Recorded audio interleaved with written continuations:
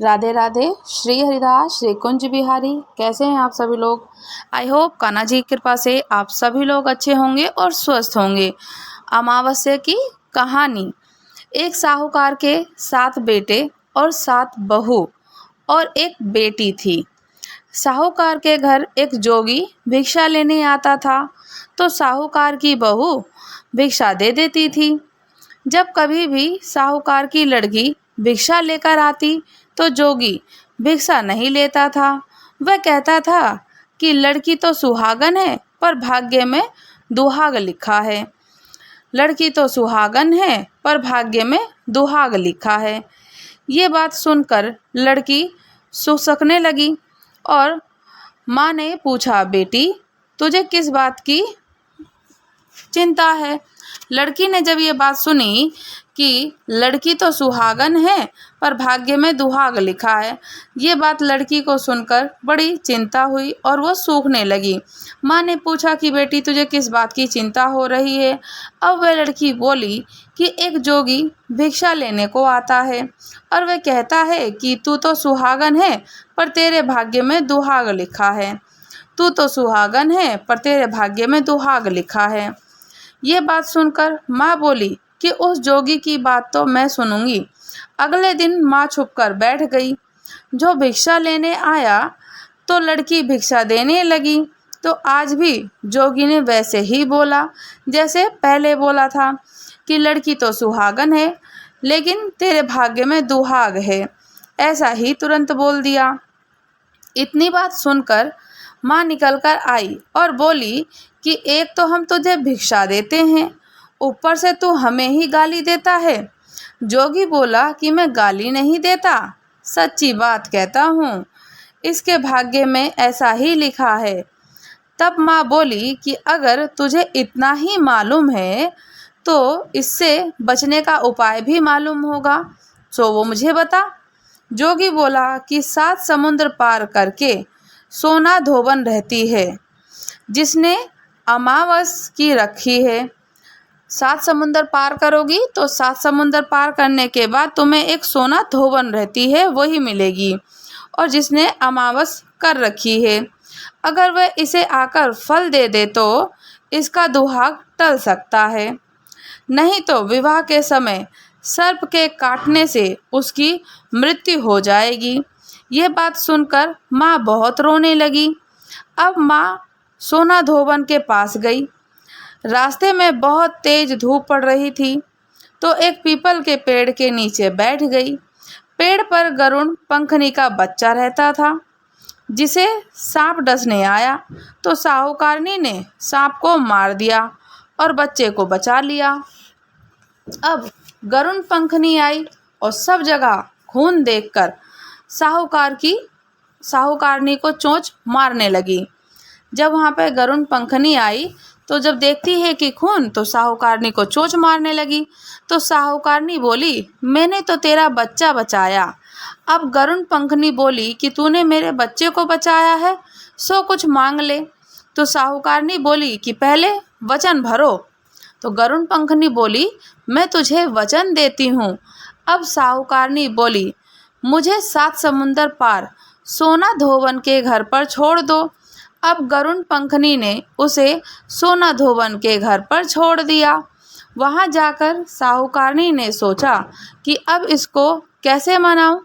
तो सोना धोबन के घर 7 बहू थी और घर का काम करने के लिए आपस में हर रोज लड़ती झगड़ती रहती थी।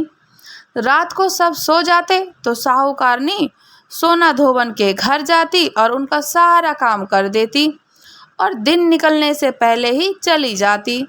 अब सारी बहू आपस में सोचती कि सारे घर का काम कौन करता है, सारे घर का काम कौन करता है, और वे आपस में एक दूसरे को कुछ नहीं पूछती थी क्योंकि उनको था कि हम तो करते नहीं तो वो कैसे पूछें। एक दिन सोना धोबन ने बहुओं से पूछा कि आजकल तुम आपस में लड़ती झगड़ती भी नहीं हो और सारे घर का काम कौन करता है? अब बहू बोली कि काम तो हमको ही करना पड़ता है, लड़ाई करने से क्या फ़ायदा। सोना धोबन ने सोचा कि आज मैं देखूंगी कि कौन सी बहू सारा काम करती है।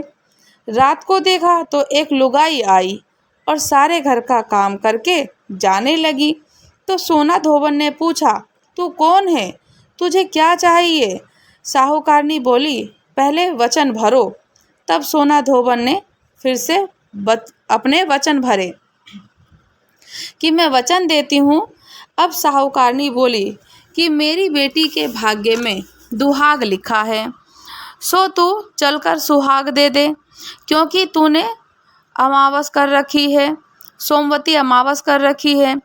तो सोना धोबन अपने बहू बेटे से बोली कि मैं तो इसके साथ जा रही हूँ, पीछे से तुम्हारे पिताजी मर जाएं तो उसे तेल के कुएं में डालकर रख देना। अब वह साहूकारनी के घर आ गई। साहूकारनी ने अपनी बेटी का विवाह किया। जब फेरे होने लगे तो सोना धोबन कच्चा करवा दूध और तार लेकर बैठ गई। थोड़ी देर में सांप आया और उस लड़के को डसने लगा। तो सोना धोबन ने करवा आगे करके तार से सांप को बांध डाला और डर के मारे सांप मर गया। अब सोना धोबन ने उसे सुहाग दिया और बोली, मैं जितनी अमावस मैंने करी है उन सब का फल साहूकार की बेटी को मिलियो, और जो आगे करूँगी उनका फल मेरे पति और मेरे बेटे को मिलियो। सब कोई सोमवती अमावस की जय बोलने लगे और सोना धोबन जाने लगी। तो साहूकारनी बोली, कुछ मांग ले, तूने मेरे जमाई को जीवन दान दिया है। वह बोली, मुझे कुछ नहीं चाहिए। सोना धोबन बोलते कि मुझे कुछ नहीं चाहिए। यह कहकर वो चली गई। अब उसे रास्ते में फिर सोमवती अमावस आ गई। उसने पीपल के पेड़ के नीचे बैठकर कहानी कही, व्रत किया और पीपल की 108 फेरी लगाई। पीपल की पूजा करने के बाद वह घर पर गई और वहां जाकर देखा तो उसका पति मरा पड़ा है। अब उसने जो सोमवती अमावस रास्ते में की थी उसका फल अपने पति को दे दिया। अब उसका पति जिंदा हो गया। सब कहने लगे कि तूने क्या किया है जो ये जिंदा हो गया? तो वह बोली, मैंने तो कुछ भी नहीं किया। रास्ते में सोमवती अमावस आई थी तो उसकी पूजा करी और व्रत किया, पीपल के पेड़ की 108 बार फेरी लगाई और उनका मंत्र जाप किया, और सारी नगरी में ढिंढोरा पीट दिया गया कि सब कोई अमावस की पूजा करियो, व्रत रखियो, 108 फेरी पीपल की लगाइयो। तो हे सोमवती अमावस, जैसा साहूकार की बेटी को सुहाग दिया वैसा सब किसी को देना। अमावस हर किसी का सुहाग बना रहे और हर किसी पर कृपा बनी रहे। तो सोमवती अमावस की जय हो। राधे राधे। श्री हरिदास श्री कुंज बिहारी। अगर आप लोग हमारे चैनल पर नए हैं तो चैनल को लाइक शेयर सब्सक्राइब करना बिल्कुल भी ना भूलें, और मुझे कमेंट्स करके बताइए कि आपको कथा कैसी लगी। राधे राधे।